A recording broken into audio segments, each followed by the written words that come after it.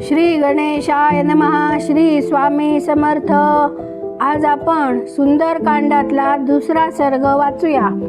महाबली हनुमान अलंघ्य समुद्र पार करून चित्रिकूट नावाच्या पर्वताच्या शिखरावर स्वस्थपणे उभा राहून लंकापुरीची शोभा पाहू लागला. त्यावेळी त्याच्यावर वरून तेथे असलेल्या वृक्षांच्या झडलेल्या फुलांचा वर्षाव होऊ लागला. त्यामुळे तेथे वसलेल्या पराक्रमी हनुमान फुलांपासून बनविलेल्या वानराप्रमाणे भासू लागला. उत्तम पराक्रमी श्रीमान वानरवीर हनुमान 100 योजने उल्लंघून समुद्र उल्लंघून गेल्यावर देखील दमलेला नव्हता. तो दीर्घ निश्वासही घेत नव्हता आणि त्याला ग्लानीही आलेली नव्हती. उलट त्याच्या मनात असा विचार आला की मी 100 योजनांचे अनेक समुद्र उल्लंघून जाऊ शकेन. मग या 100 योजने मोजलेल्या समुद्राला पार करून जाणे काय अवघड आहे. बलवानामध्ये श्रेष्ठ तसेच वानरामध्ये उत्तम असलेला तो वेगवान पवनकुमार महासागर उल्लंघून वेगाने लंकेत जाऊन पोहोचला. रस्त्यात हिरवी कुरणे आणि वृक्षांनी भरलेली मकरंदपूर्ण सुगंधित वने पाहत तो मध्यमार्गाने जात होता. तेजस्वी वानर शिरोमणी हनुमान वृक्षांनी आच्छादलेल्या पर्वतात आणि फुलांनी बहरलेल्या वनराजीमध्ये हिंडू लागला. त्या पर्वतावर उभे असताना हनुमानाने खूपशी वने उपवने पाहिली. तसेच त्या पर्वताच्या अग्रभागी वसलेली लंकापुरी ही निरखून पाहिली. त्या कपिश्रेष्ठाने सुरू, प्रफुल्लित पांगारे, खर्जूर, 4 इडलिंबू, कुडे, केवडे, वाघंटी, सुगंधी कळंब, सांतवण, आसाणा, कांचन, प्रफुल्लित कण्हेर इत्यादी वृक्ष पाहिले. फुलांच्या भाराने वाकलेले तसेच अर्धवट उमललेली फुले असलेले खूपसे वृक्ष त्याच्या दृष्टीस पडले. त्याच्यावर पक्षी बागडत होते आणि हवेच्या झोक्यावर त्याच्या फांद्या डुलत होत्या. हंसांनी आणि करंडवांनी व्यापलेली तसेच कमलांनी आणि उत्पलांनी आच्छादलेली खूपशी तळी, तरतरेची रमणीय क्रीडास्थाने तसेच नाना प्रकारे जलाशय त्याच्या दृष्टीस पडले. त्या जलाशयांच्या चहूबाजूंनी सर्व ऋतूत फळे फुले देणारे अनेक प्रकारचे वृक्ष पसरलेले होते. त्या वानर शिरोमणीने तेथे खूपशी रमणीय उद्यानेही पाहिली. अद्भुत शोभेने संपन्न असा हनुमान हळूहळू रावणाच्या पालकत्वाखाली असलेल्या लंकापुरीशी पोहोचला. तिच्या 4 बाजूंना खोदलेल्या खाई त्या नगरीची शोभा वाढवित होत्या. त्या कमलोत्पले आणि इतरही अनेक जातीची कमळे उमललेली होती.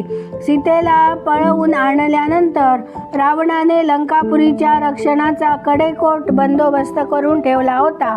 तिच्या चहूबाजूंना भयंकर धनुष्य धारण केलेले राक्षस गस्त घालत होते. ती महापुरी सोन्याच्या तटाने बंदिस्त केलेली होती. तसेच पर्वताप्रमाणे उंच आणि शरद ऋतूच्या ढगांप्रमाणे शुभ्र घरांनी विनटलेली होती. पांढऱ्या शुभ्र अशा उंच रस्त्यांनी त्या पुरीला सगळीकडून वेढलेले होते. शेकडो प्रासाद तेथे शोभत होते. तसेच वाऱ्याबरोबर फडफडणाऱ्या ध्वजपताका त्या नगरीची शोभा वाढवित होत्या.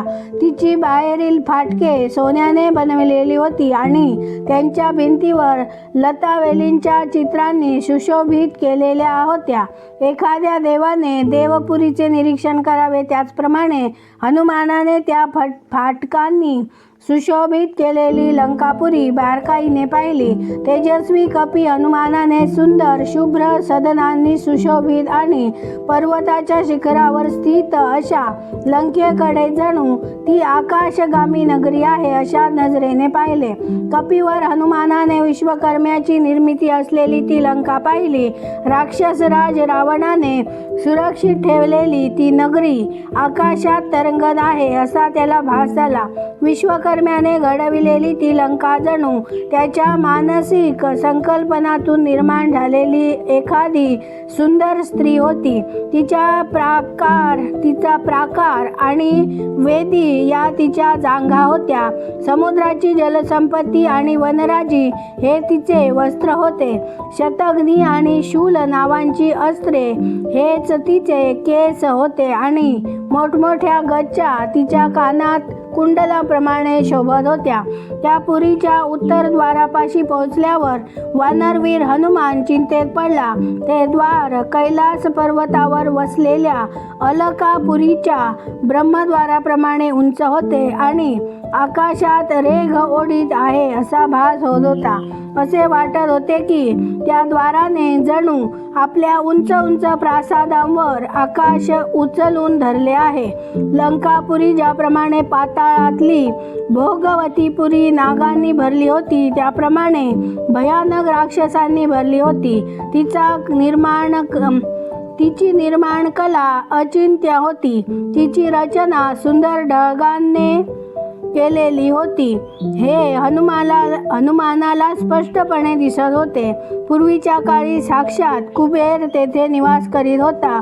ज्याप्रमाणे विषधर साप आपल्या पुरीचे रक्षण करतात त्याचप्रमाणे हातात शूल आणि पट्टिश धरलेले अक्राळ विक्राळ दाढांचे खूपसे शूरवीर घोर राक्षस त्या लंकापुरीचे रक्षण करीत होते.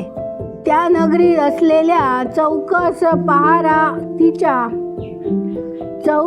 चहूकडून असलेली समुद्राची खाई तसेच रावणाप्रमाणे असलेला भयंकर शत्रू ह्या सर्व गोष्टी पाहून हनुमान विचार करू लागला.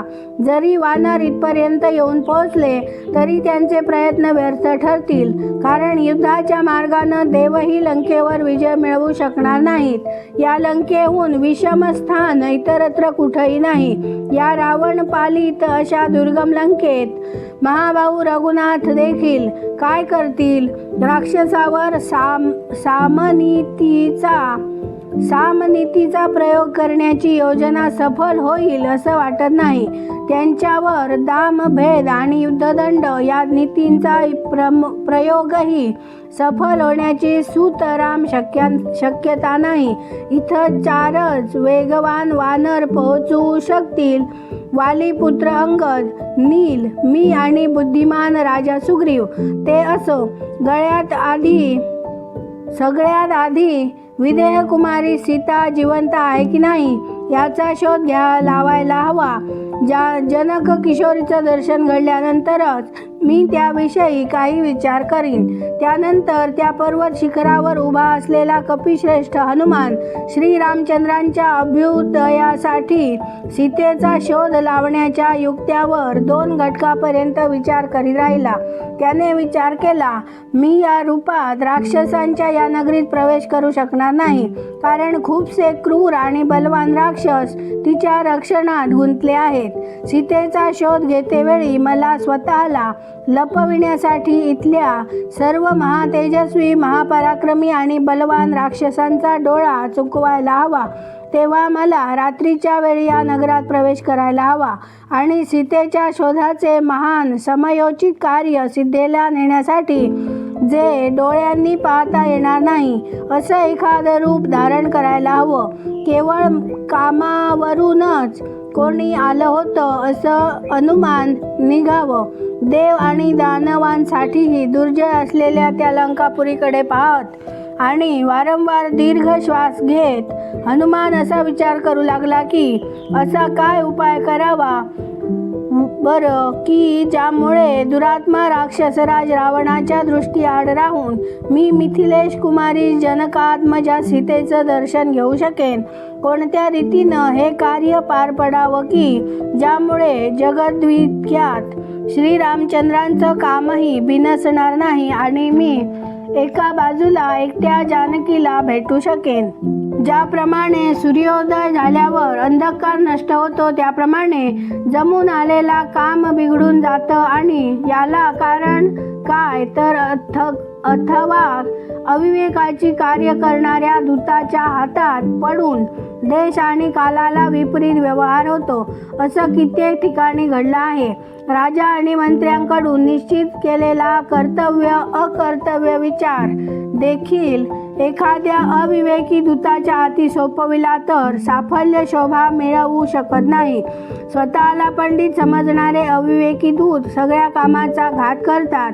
बरं तर कुठला उपाय योजल्यावर स्वामींचं कार्य बिघडणार नाही, मी अविवेकानं वागलो असं होणार नाही आणि माझे हे समुद्रोल्लंघनही व्यर्थ जाणार नाही. जर राक्षसांनी मला पाहिलं तर रावणाचा अनर्थ इच्छिणाऱ्या त्या विख्यात भगवान श्रीरामांचं हे कार्य सफल होणार नाही. इथं राक्षसाचं रूप धारण करूनही राक्षसांपासून अज्ञात राहून इथं कुठलंही थांबणं असंभव आहे. मग इतर रूपात थांबण्याची तर गोष्टच सोडा. राक्षसांपासून लपून राहून वायुदेवही या पुरीत हिंडू शकणार नाही अशी माझी बुद्धी मला निर्वाळा देत आहे. या भयंकर कर्म करणाऱ्या राक्षसांना ज्ञात नाही असं कोणतंही स्थान इथं असू शकणार नाही. जरी इथं मी माझ्या या रूपात लपून राहिलो तरी मारला जाईन आणि माझ्या स्वामींच्या कार्याचाही विनाश होईल.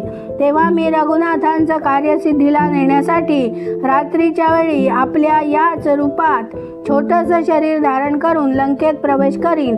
जरी रावणाच्या या पुरीत जाणं अत्यंत कठीण आहे तरी रात्री या नगरीत प्रवेश करून सर्व घरात घुसून मी जानकी देवीचा शोध घेईन.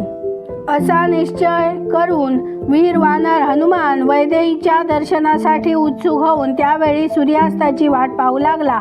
सूर्यास्त झाल्यावर रात्रीच्या वेळी त्या पवनकुमाराने आपले शरीर लघु रूप केले. तो एखाद्या मांजरी एवढा झाल्यामुळे अत्यंत अद्भुत दिसू लागला. प्रदोषकाळी पराक्रमी हनुमान त्वरेने उडी मारून त्या रमणीय पुरीत घुसला. ती नगरी वेगवेगळ्या बनविलेल्या विशाल आणि राजरस्त्यांनी रमणीय झाली होती. प्रासादांच्या लांब रांगा दुतर्फा दूरवर पसरलेल्या होत्या.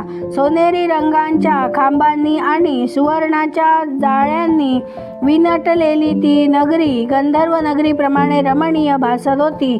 हनुमानाने ती विशालपुरी 7 मजली 8 मजली घरांनी आणि सुवर्णजडित स्फटिक मण्यांनी फरशांनी सुशोभित केली आहे हे पाहिले. त्या भवनांना वैडूर्य मण्यांनी विचित्रित केलेले होते. मोत्यांच्या जाळ्या त्या महालांची शोभा वाढवित होत्या. त्यावेळी गोष्टीमुळे राक्षसांचे ते महाल सुंदर शोभेने झळाळत होते. सोन्याची बनविलेली चित्रविचित्र फाटके सगळीकडून सजविलेल्या त्या राक्षस नगरी लंकेला आणखीनच अलंकृत करीत होती. अशा अचिंत्य आणि अद्भुत आकाराच्या लंका नगरीला पाहून महाकपी हनुमान विषण्ण झाला. परंतु जानकीच्या दर्शनाची त्याच्या मनात अत्यंत उत्कंठा होती. त्यामुळे त्याने फिरून हर्ष आणि उत्साह धारण केला. परस्परांच्या शेजाराने असलेल्या शुभ्र वर्णाच्या 7 मजली महालांच्या रांगा लंकापुरीची शोभा वाढवित होत्या. बहुमोल आणि जांबूनद सुवर्णाच्या जाळ्या तोरणांनी तेथील घरे सजविलेली होती. भयंकर बलवान असे निशाचर त्या पुरीचे बंदोबस्ताने रक्षण करीत होते. रावणाच्या बाहुबलाने तिच्या सुरक्षितपणात भर पडलेला होता. त्यांच्या यशाची ख्याती दूरवर पसरलेली होती. अशा लंकापुरीत हनुमानाने प्रवेश केला त्यावेळी तारागणांसह चंद्रोदय झाला. ताऱ्यामध्ये विराजमान झालेल्या अनेक सहस्र किरणे असलेल्या चंद्रदेव हनुमानाचे सहाय्य करण्यासाठी सर्व लोकावर आपल्या चांदण्याचे छत धरून उदयास आला. वानरांच्या प्रमुख वीराने श्री हनुमानाने शंखासारखी कांती तसेच दुधासारखा मृणाल वर्ण असलेल्या चंद्राला आकाशात उदित होताना पाहिले. तो अशा प्रकारे प्रकाशित होत होता की जणू एखाद्या सरोवरात क्रीडा करणारा हंसच असावा. इथे 2रा सर्ग पूर्ण झाला. उद्या आपण 3रा सर्ग वाचूया.